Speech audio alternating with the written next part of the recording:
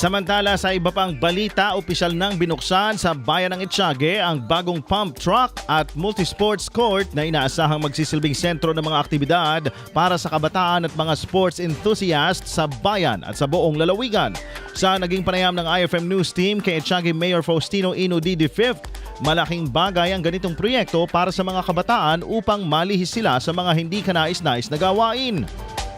Sa amin pong mga manglalaro, gusto lang po namin siyempre na maging serbisyo po ito ng aming bayan para sa mga athletes natin, para ma-improve athletes natin. At yun nga, gusto lang talaga natin na kaysa sa mag-ibang kung ano-ano pang gawin ng mga kabataan natin, di ba? Magkaroon pa ng ibang bisyo, mas maganda mag-sports na lang po sila. So kaya po tayo mag-ganitong lugar.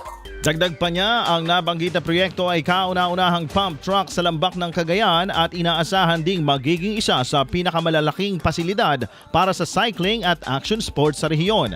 Samantala ayon naman kay Ginoong Vance Mendoza, ambassador at head coach ng Fly Racing Philippines, sinabi nito na ang pagkakaroon ng world-class na pasilidad ay magbibigay ng mas maraming oportunidad para sa mga kabataang nais matuto at sumabak sa larangan ng cycling, BMX at iba pang action sports. Unang-una kasi yung paglalaro ng bisikleta, alam naman nating napakasaya, no?